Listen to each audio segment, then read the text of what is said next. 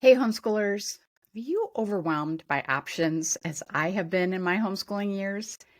It's understandable when the number of curriculum, class, and activity options has exploded in the 25 years since I started homeschooling. Even when you've made decisions for the year, you're constantly bombarded with options that make you wonder if you should make a change or add something new. If that's you, I have 3 steps for getting you out of overwhelm. Ideas that are helping me too.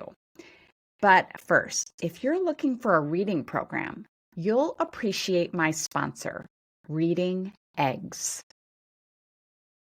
Now, back to overwhelming options. The first step out of overwhelm is adopting a new mindset.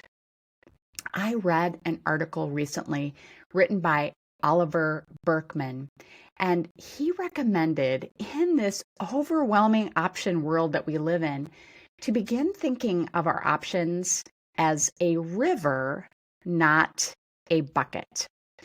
I'm going to use a different analogy than what he used in order to communicate what he means by this new mindset. And that is that I would like for you to imagine that there is a bear in a salmon run river. And this bear is not like ordinary bears who just seems to be enjoying themselves picking up a salmon whenever they happen to spot one and catching it and probably taking it over to the riverbank and eating it. Instead, this particular bear acts like we tend to act, which is to be fretting about all the salmon that this bear cannot grab and eat. He just doesn't have the time, the energy, and so he cannot catch all the salmon that are coming at him. I'm sure you are understanding what it is that I am suggesting, that when we are in a river of options like we have today in homeschooling, it was never the plan for us to try to use every curriculum, to do every activity, to take every class. Instead, we're just supposed to pick some out that are in our particular river. So we don't have a bucket full of options that we have to drain. We don't have to do every single thing that comes our way. The other way that Oliver Berkman suggested that we could think of these options is as a menu. I don't know about you if you've ever been to the Cheesecake Factory, but I have. And the couple of times that I have been there, I have been very overwhelmed by their menu. It is huge. I mean, anything that you could think of to have is probably in this menu. And people do not go to Cheesecake Factory, nor did I, thinking, what a burden. I have to order every single thing from this menu and consume every single thing. And we also don't think, oh, what a horrible situation to be in, that I have to sit here and review this voluminous menu and try to pick out something that would be good. Instead, if you go to the Cheesecake Factory, you think, wow, this is a great opportunity to find something amazing. And yes, it can be challenging to pick out your entree, a salad, an appetizer, and especially a dessert. But you think of it as a privilege. And so that is what I am suggesting we think about as homeschoolers. To be the bear in the river that picks out a salmon that looks good to us, and to be the person at the Cheesecake Factory who is given this extraordinary menu to choose from. And the odds are very, very good that you're going to get a tasty salmon. I love salmon. Maybe you don't. You're going to get a tasty salmon, and you are certainly going to get a delicious meal to enjoy at the Cheesecake Factory or wherever it is that you choose to dine when you're going out. Okay, so there is a way that this analogy breaks down, and here it is. As homeschoolers and just as parents, there are things that we have to do. Depending on which state you homeschool in, you may have requirements of your curriculum that you have to meet. And even if you don't, you know that you want to teach your kids math. You want to teach them language arts. Perhaps there is a music component to your homeschooling that is very, very important to you, or physical exercise that's very important, or an art component that is very important to you and your family. So there are some boundaries, there are some requirements on what it is that you want to teach that don't really fit into this idea of a river or a menu, because when you go to the Cheesecake Factory, no one says you must order a salad, you must have an appetizer, and you must have a dessert.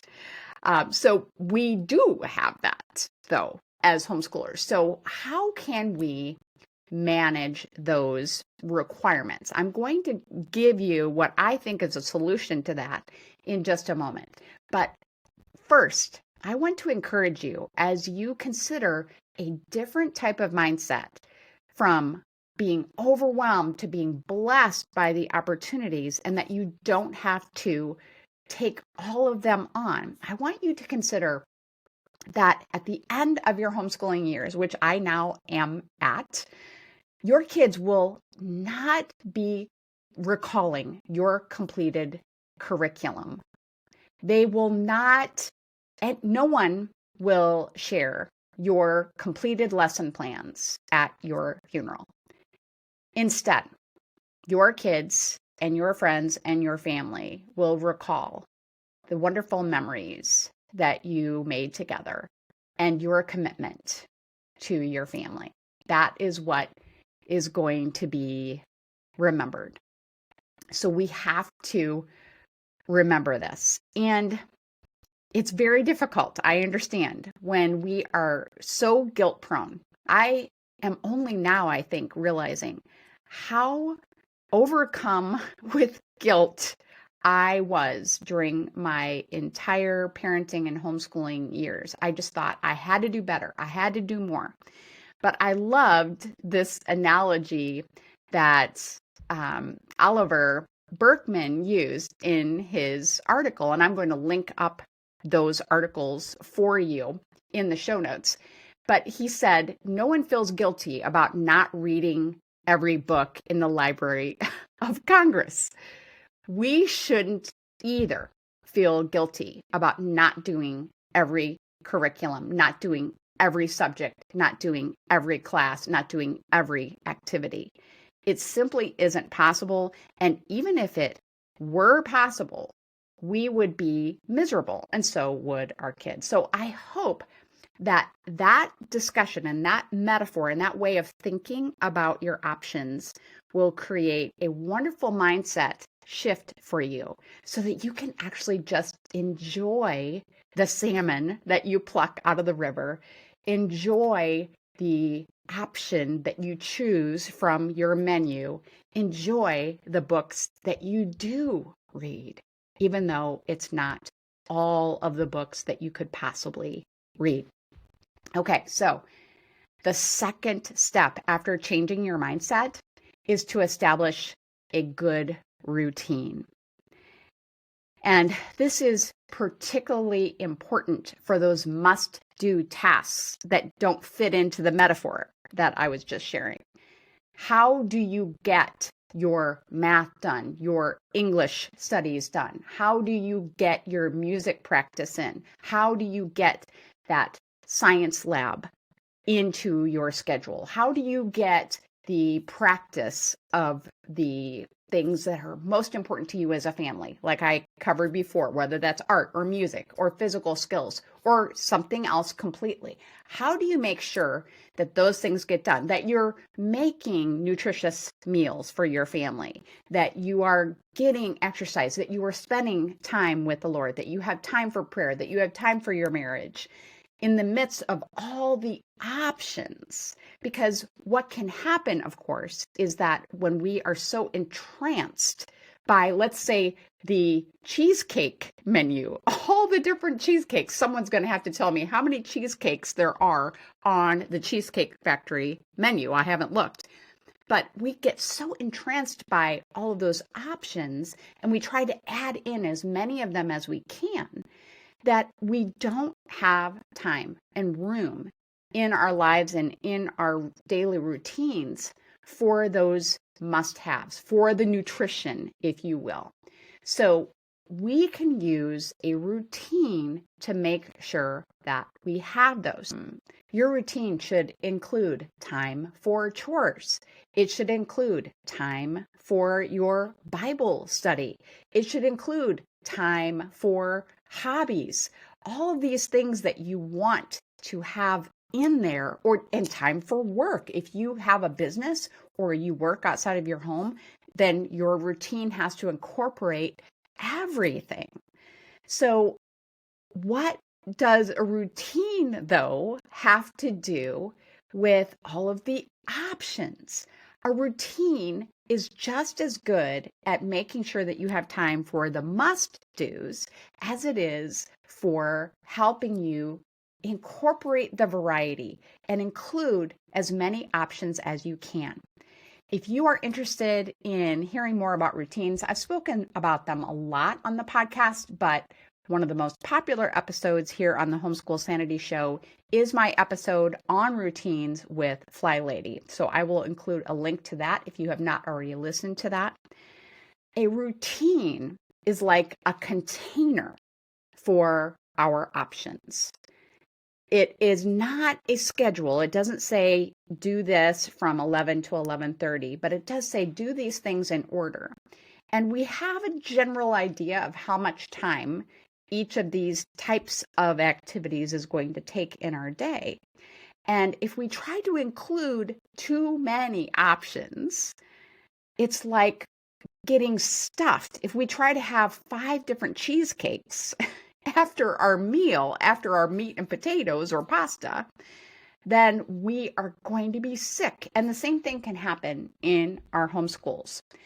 I did an excellent interview with Dana K. White on the concept of decluttering and containers. I urge you to listen to that if you have not already done so. And I will include the link in the show notes. So think about your daily routine and the hours in your homeschool day as a container. And you can absolutely add options on top of your must-dos, your requirements, until it is full.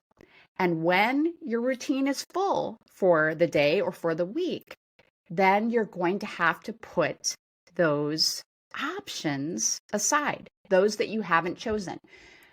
To incorporate options into your day, I think there are 2 really good ways of doing that. One is to use a loop schedule. So, for example, you could have a loop schedule for every day. So let's say from 2 to 3 on every school day, you are going to loop your options. So maybe one option is you really want to do a pastel art class.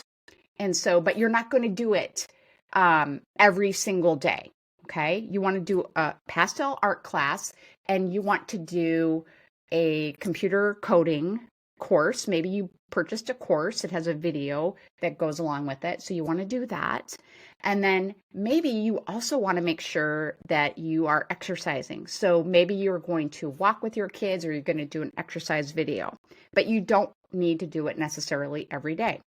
So those 3 options you will loop. So if last time I exercised with my kids from 2 to 3, yesterday, let's say I did that, then the next day I'm going to do the chalk pastel art class with my kids. So all you have to do is just keep track of what you did, and that will allow you to incorporate more options into your routine than just saying, I'm only going to do one activity. You can do that on a day of the week as well. So instead of every day looping, you could say every Friday, that's our fun Friday, and we have 3 activities that we're going to loop through as we come to the Fridays. And some Fridays or some time blocks from 2 to 3, you're going to be busy and you're not going to be able to loop. That's no problem. As soon as you have the opportunity, you go back to the activity that you haven't done most recently, and you'll do that. Okay, I hope that makes sense. Some people get confused about what it means to have a loop schedule, but I hope that was clear. But I think that is an excellent, excellent way of incorporating it. So loop scheduling, that is one way of incorporating that extra option in your routine. A second way of incorporating an option into your routine is just to have an open time block for doing whatever it is that you want to do.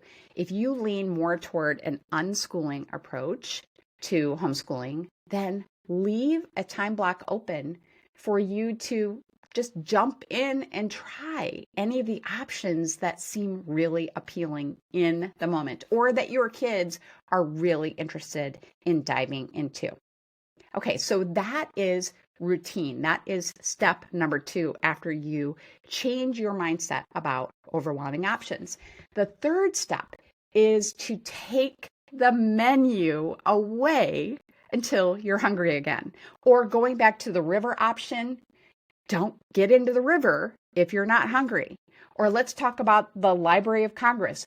Don't go to the Library of Congress if you already have a huge stack of books that you haven't read, but you want to read.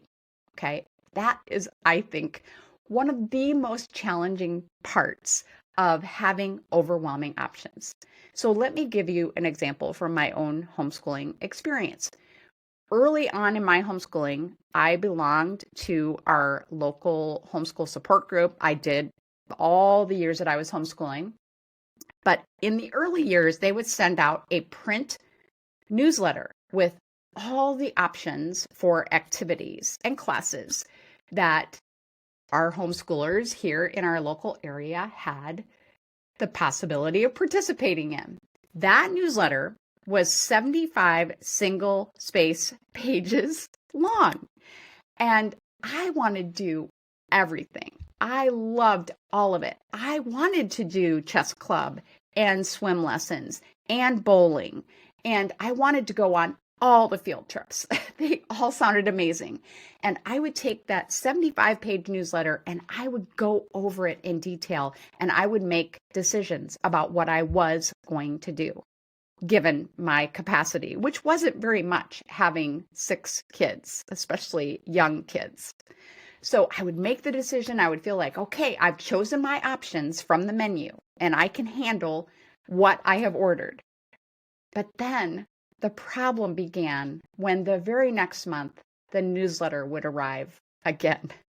And many of the same options were there. So I had decided I'm not going to do chess club. But again, I had to decide, am I sure I am not going to do chess club? And it was very, very hard for me. It was hard for me to turn it down.